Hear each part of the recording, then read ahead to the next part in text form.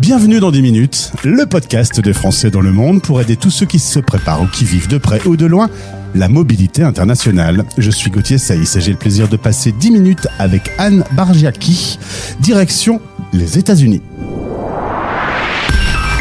10 minutes. 10 minutes. Le podcast des Français dans le monde.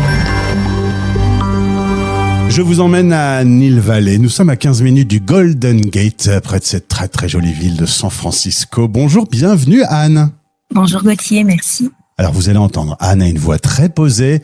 En plus, c'est l'aube pour toi. Tu t'es réveillée tôt pour la radio des Français dans le monde. Oui, il est 5h du matin ici. Quel courage. C'est vrai que en même temps, les États-Unis commencent tôt leur journée, finissent tôt leur journée de travail, mangent tôt et vont se coucher tôt. Absolument. On reste toujours très étonné de l'heure à laquelle ils vont manger le soir et du dîner à 5h. Alors que tu as, on l'entend dans ton nom de famille, des origines italiennes qui ont, eux, tendance à faire tout l'inverse. Exactement. On se retrouve aujourd'hui dans le cadre du partenariat avec Expat Pro, partenaire fidèle depuis 5 ans. On va parler de ton activité aux côtés des parents. Alors tu as un très beau métier, très utile. On va échanger ensemble sur ton parcours. Tu es docteur, médecin, psychiatre des enfants et adolescents. Tu es coach parent et c'est cette activité de coach que nous allons mettre en avant aujourd'hui sur la radio des Français dans le monde. Mais si tu veux bien, commençons par Toulouse. Tu es originaire de là-bas. Études de médecine et ensuite internat à Paris où tu vas obtenir ton diplôme. Ah, la France est bien loin, non ? Oui, ça paraît loin tout ça. Tu as décidé avec ton conjoint qui a eu une opportunité d'être médecin à l'Université de Californie, de vivre l'aventure familiale. Vous avez 3 enfants lorsque vous arrivez en 2019. Ils ont 9, 6 et 3 ans. C'est quoi la volonté des parents de faire vivre cette ouverture à l'international aux enfants ? Oui, c'est exactement ça. On s'est dit que c'était une chouette opportunité en famille et que pour les enfants, ça leur ferait à la fois une aventure, l'occasion de découvrir une autre culture, d'apprendre l'anglais. Alors, vous y arrivez, vous vous installez. Est-ce que tu peux me dire quel est ton pire souvenir de cette période d'installation, de découverte d'un nouveau monde ? Alors, je pense que les premières semaines ont été remplies de moments où le temps de faire nos repères, de pas avoir nos affaires, de tout se découvrir. Mon mari qui commençait tout de suite à travailler à l'hôpital et donc trouver comment on inscrivait les enfants à l'école, à quelle école ils allaient aller, comment les journées s'organisaient, découvrir pour faire les lunchbox pour les enfants. Donc, je pense que les premières semaines, le plus dur, ça a été de trouver nos repères et notre rythme. Un peu mentalement fatigant ? Mentalement fatigant et je pense que on a une vision parfois de l'expatriation et qui est pleine de super moments et de chouettes rencontres, mais aussi on mesure, je pense, pas forcément à quel point ça peut être bouleversant de se retrouver dans un tout nouvel environnement. Et toi, avec l'expérience maintenant, est-ce qu'il y a des choses que tu ferais différemment pour ton arrivée dans un nouveau pays ?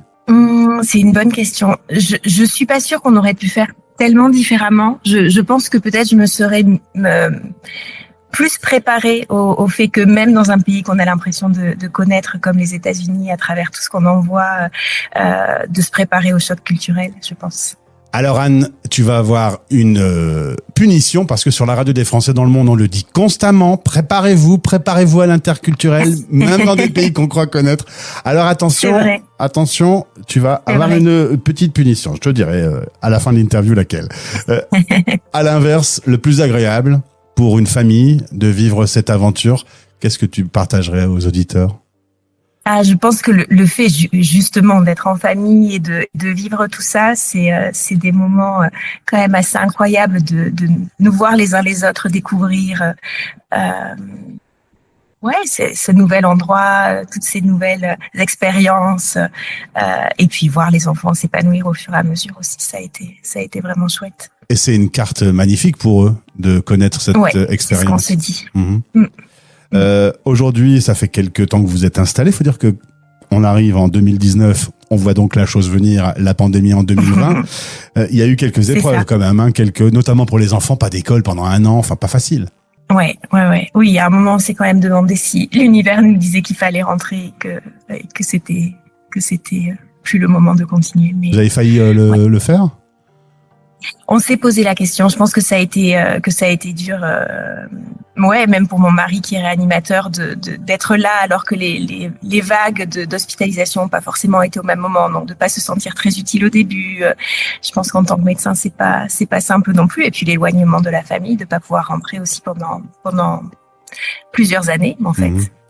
Alors bon, les années vont passer. Toi, tu vas obtenir un poste au lycée français. Tu vas travailler justement auprès des enfants sur la santé mentale. Un mot sur ce mot qu'on utilise beaucoup maintenant, beaucoup plus qu'avant.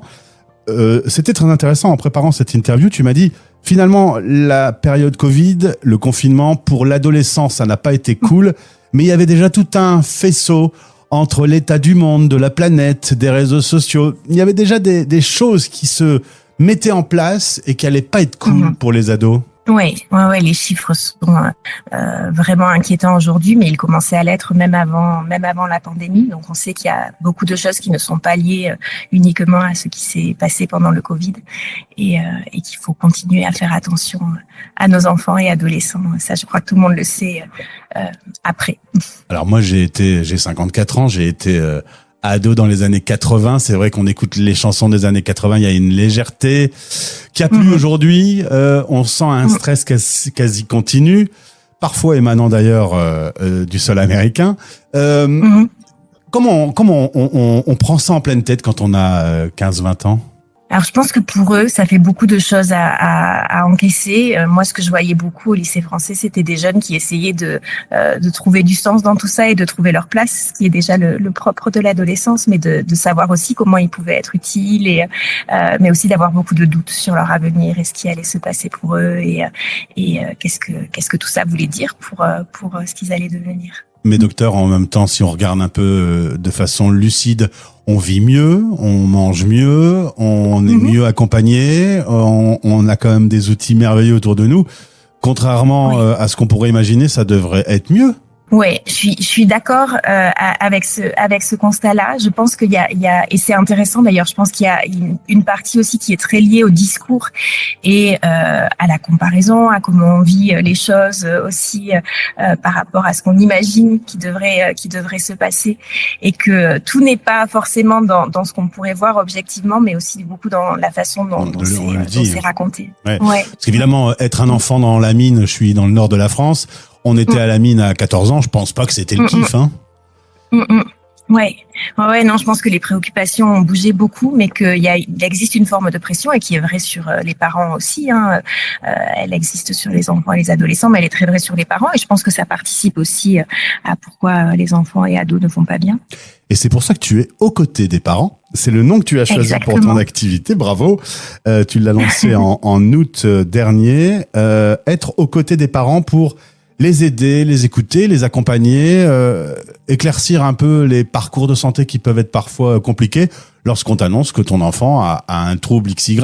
Tu es là. Exactement. Et c'est vrai que c'est des situations où ce que les parents racontent beaucoup, c'est que à la fois le diagnostic peut soulager, mettre des mots, donner des informations, mais qu'il y a aussi un côté et après. Qu'est-ce que ça signifie? Qu'est-ce qu'on fait, de pas forcément, et ce qui est vrai, pour avoir travaillé à l'hôpital, on n'a pas toujours le temps de donner plein d'infos, de donner plein de ressources, d'expliquer aux parents vers qui se tourner pour du soutien entre pairs, par exemple, et donc c'est ce que je fais.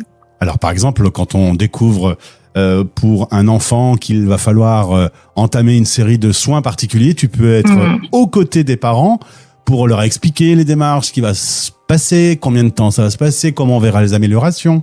C'est ça, exactement. Je pense que le fil rouge, c'est vraiment mettre des mots sur les expériences des parents avec leurs enfants et mettre ça en lien avec les diagnostics et les soins pour que les parents voient vers où ils vont et que tout ça ait du sens et soit moins douloureux pour eux aussi. Tu dois avoir des parents qui, lorsqu'ils quittent un rendez-vous avec toi, doivent être soulagés, non ?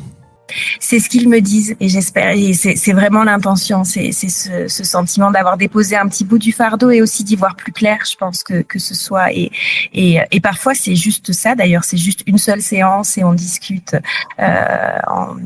pas que de la discussion. J'essaye de donner des outils concrets et des éléments concrets, mais c'est ce qu'ils disent que ça soulage. Tu parles sur ton site de parents épuisés. On réfléchit moins bien quand on est épuisé, quand on s'est pris une claque avec une mauvaise nouvelle sur la santé de son enfant. Là, tu redonnes un petit peu d'air et de courage. C'est ça, et c'est ce que je vois beaucoup. C'est des parents qui font vraiment absolument du mieux qu'ils peuvent et qui en même temps se heurtent à plein d'obstacles, plein de barrières, et que de temps en temps la possibilité que eux soient aussi pris en charge, aidés, est quelque chose d'important. Alors concrètement, tu travailles à distance avec des familles expats. Comment on entre en contact avec toi, docteur Anne? On peut rentrer en contact avec moi ou directement sur mon site internet. Il y a plein de différentes manières de me contacter, soit par email, soit par texto, WhatsApp, de faire un premier rendez-vous gratuit pour faire connaissance et décider de la suite. Et voilà, ou justement envoyer un email directement sans passer par mon site internet. Et vous avez remarqué, cher auditeur, le calme qui se dégage de la voix de Anne. Ça doit être fantastique de passer un entretien avec toi, parce que voilà. Est-ce que tu t'énerves de temps en temps, Anne? Oui, ça m'arrive. Pas avec mes clients. Bon, avec les 3 enfants, de temps en temps, faut mettre les points sur les i. C'est ça, quand même. Arrête, TikTok. Ça suffit maintenant.